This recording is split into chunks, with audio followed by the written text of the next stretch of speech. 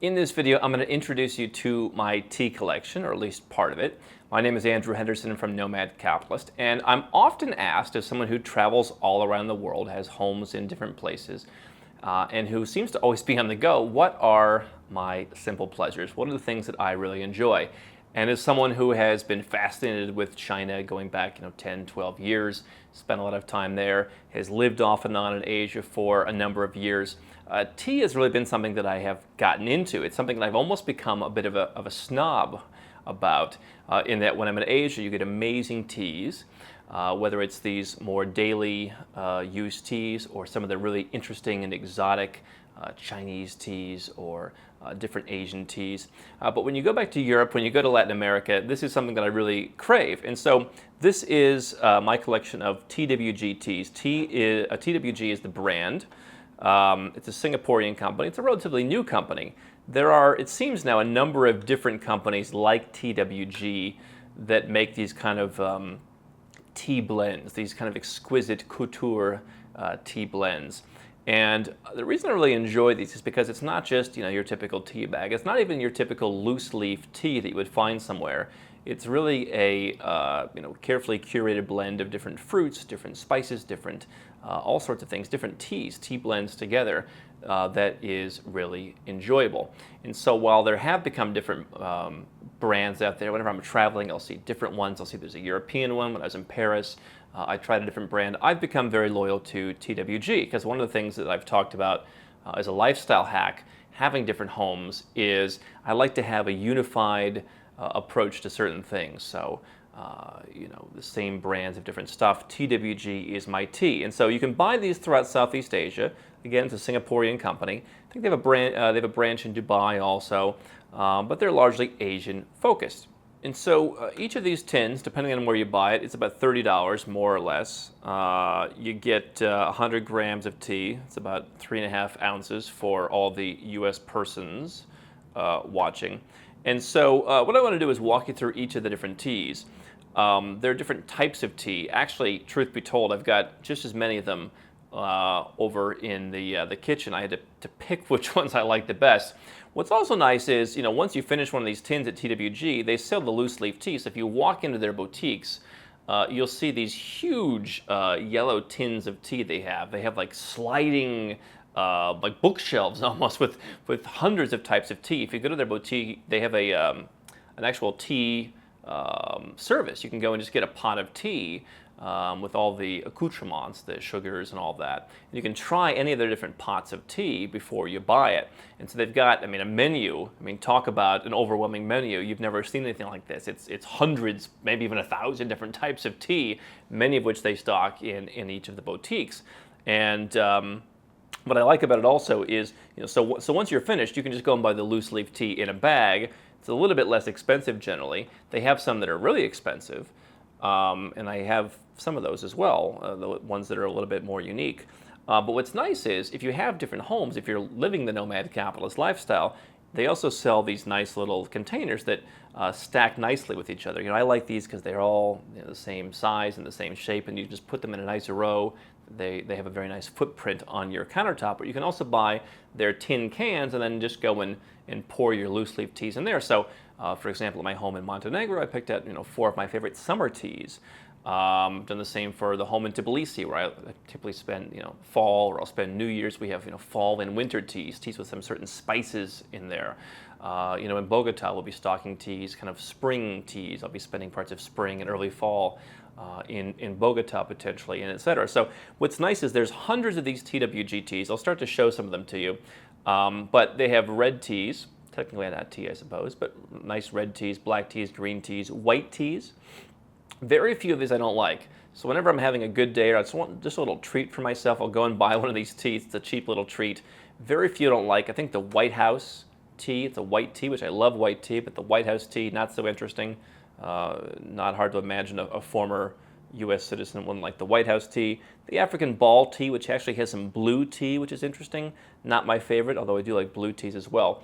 Let's start with kind of the breakfasty teas, because they have a lot of great breakfast teas, including some I don't have here. This is the limited edition Valentine's Breakfast Tea, and they write these descriptions.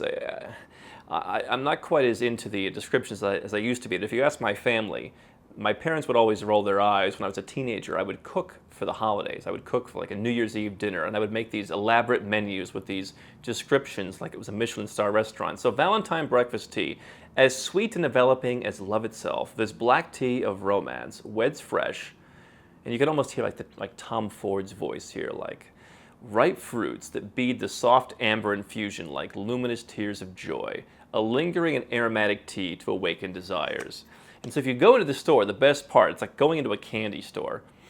You just open it up and you can smell all of the tea. So they've actually got like these ripe fruits, amber infusion. They've got like actual rose petals in here. And then they've actually, I don't think I can get it out or show you, they've got these tiny little silver beads, which is like a sugar bead in the tea. So when you infuse it in the infuser, it all just comes together very nicely. And so you've got some actual sugar in here, rose and black tea. This one's really nice for breakfast. They've got other breakfast teas. They've got New York breakfast tea, which smells like really chocolatey and caramelly.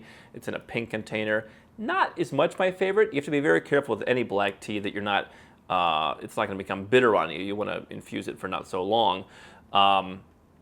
But they have the New York breakfast tea, which is really nice. They have a bunch of other ones like Hong Kong breakfast, Singapore breakfast I don't really care for. But lots of breakfast teas. They also have a French Earl Grey, which I have in Tbilisi, which is really nice. They have a number of Earl Greys, caramel Earl Grey, Russian Earl Grey. Mrs. H and I will go and I'll try and improve my Russian skills, and we'll go and spend a Saturday afternoon going through some Russian language stuff. That one's okay.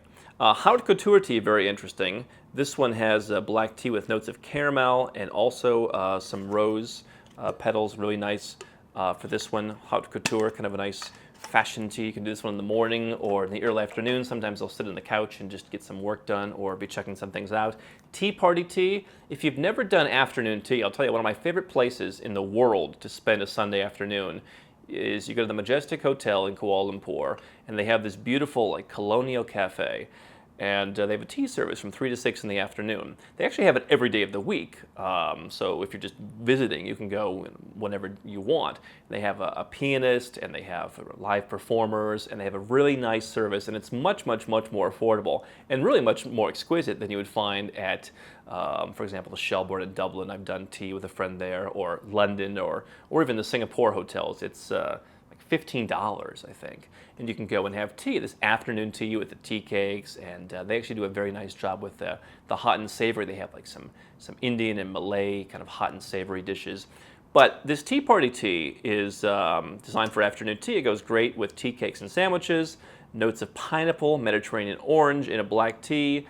It almost tastes like an orchard. This is really nice. And they have the, I guess the tea bunny from, I guess it's kind of an Alice in Wonderland thing.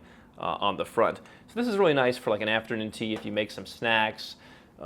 Sometimes Mrs. H likes to bake cookies, which I'm trying to stay away from now. I'm getting a little old for that, but that's really nice with the Tea Party tea.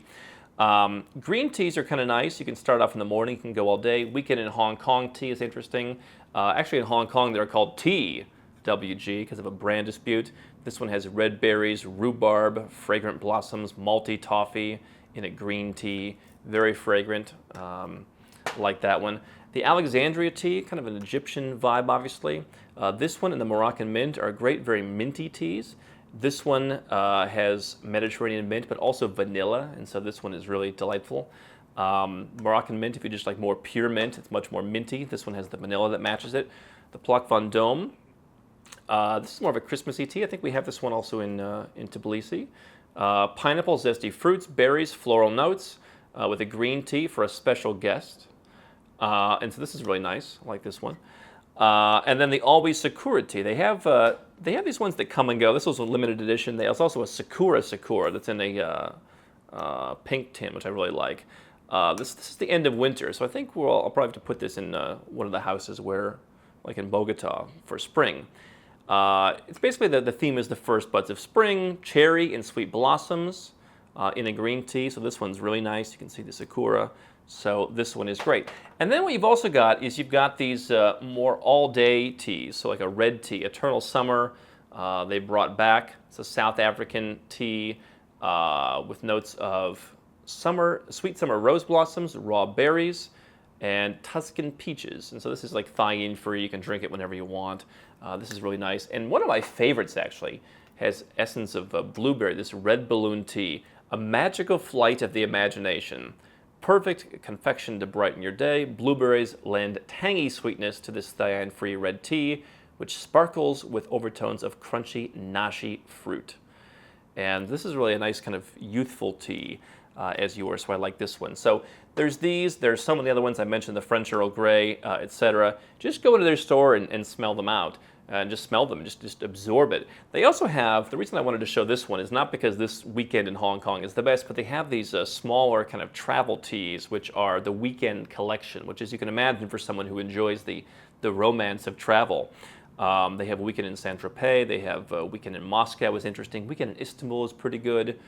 They've got all these different teas which kind of evoke an imagination. And so much like I made a video once about my favorite Tom Ford private blend fragrances and having them match the mood, having them match the environment. Here in Malaysia, it's light, it's airy, it's always kind of warm and nice.